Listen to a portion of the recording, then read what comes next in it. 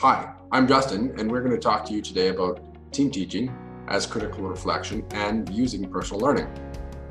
And I'm Shelby, and those are chapters 8 and 9. Before we get into this, I just wanted to say that I'm hungry and have a mean craving for a tasty apple teaching turnover.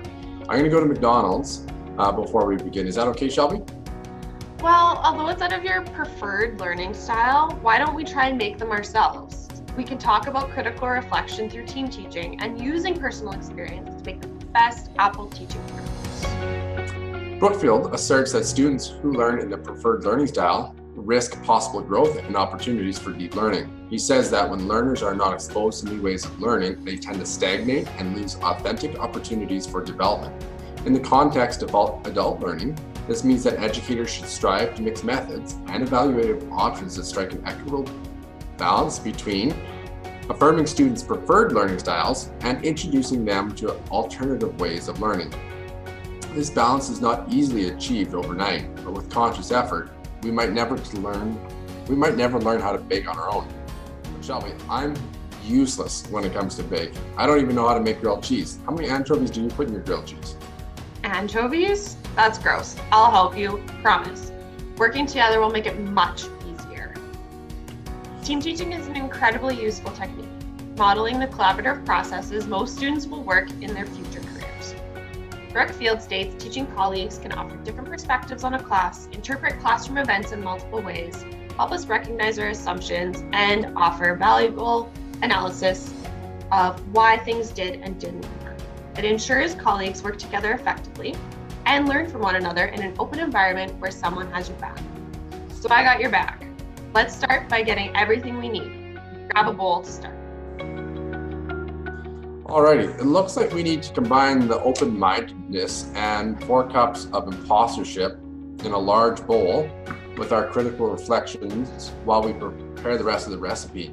Okay, I need to go cut up the critical reflections. Okay. Can you hand me the critical reflections that you just sliced for our apple turnovers? Sure, here they are. Awesome, thank you.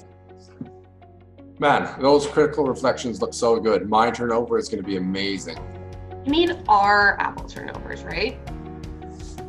Brookfield contends that team teaching, either by inviting colleagues into classes or having multiple instructors, can be a valuable tool when analyzing one's teaching through a critical lens. This becomes an even more powerful tool when educators are situated in diverse backgrounds, such as gender or race.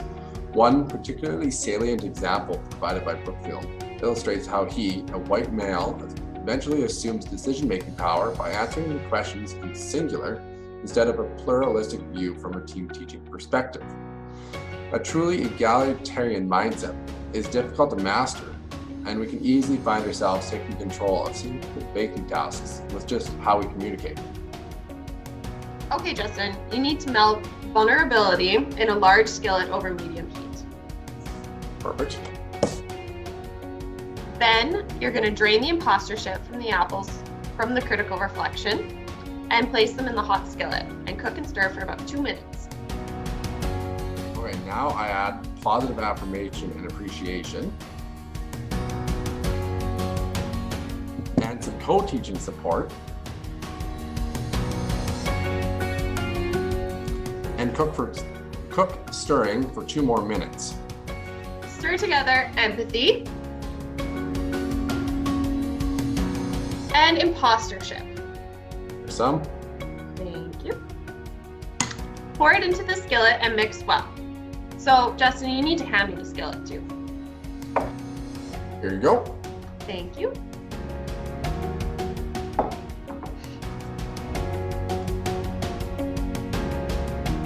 Cook for another minute or until the sauce is thickened. Remove from heat and stir and cool slightly. I find that using a lower temperature for 5 minutes is better because the apples seem to soften way more that way. That's not what the recipe says though. It says to cook for 2 minutes on medium heat. Through personal experience, teachers often develop their own techniques and tricks and certain strategies. What works for one teacher may not systematically work for another, only because they are different people. We learn through our passions for our subjects, what we liked, and how we learned as students, and then project that knowledge onto our students. Brookfield says the root of why we teach the way we do are found in the complex webs of formative memories and experiences of learning. However, the farther we get from those student days, the less we can empathize with our students who find our subjects boring or intimidating. So I guess it's just the way that I learned. So I try to make you do it that way too. So now you have to preheat the oven to 400 degrees Fahrenheit. Shelby, I'm Canadian. I don't understand why all these references are in imperial units. I never thought about that. I just assumed everyone cooked the same way. That's the way everyone does it. Why is that a problem? Well, the value of team teaching is apparent to any educator engaging in a critically reflective process. In Chapter 8, Brookfield states that team teaching offers great insight when working with a racially diverse team or a racially diverse student group. Brookfield writes, because I'm used to seeing myself as unraced, it took me a long time to realize the truth of an African American coaching group's comment, that students of color see everything in racialized terms.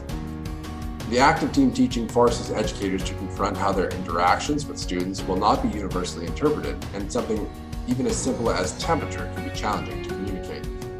I like to use this brand because I have celiac members in my family. I'm not celiac. I prefer to use this brand. Another positive aspect of team teaching as a method to enhance critical thinking is the ability to model critical reflection for students, one of the most important aspects of adult education. Brookfield maintains that a teaching team can model how to explore this dialectic tension by stating opposite positions on an issue, and then demonstrating how each member strives to understand the other's viewpoint.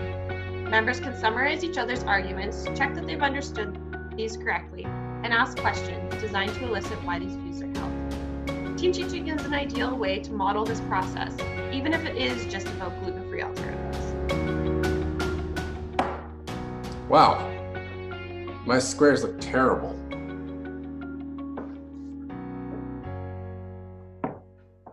They look fine to me. Teachers are often their worst critic. As Brookfield says, we feel like imposters. Team teaching affirms the accuracy and validity of assumptions you've been working under, allowing teachers to feel good about what they've done in the classroom. There's an external second opinion that can be trusted in debriefing sessions as a crucial opportunity for critical reflection. When members of a teaching team take time to express appreciation for the actions the other takes, it creates goodwill, raises morale, and energizes them to keep going in the face of adversity, making us feel more confident and in control of our classroom dynamics. Spoon the critical reflection onto the center of each square and fold them into the corner to make triangle shapes, like this, pressing the edge together to seal. Place the turnovers on a baking sheet, leaving 1 inch between them.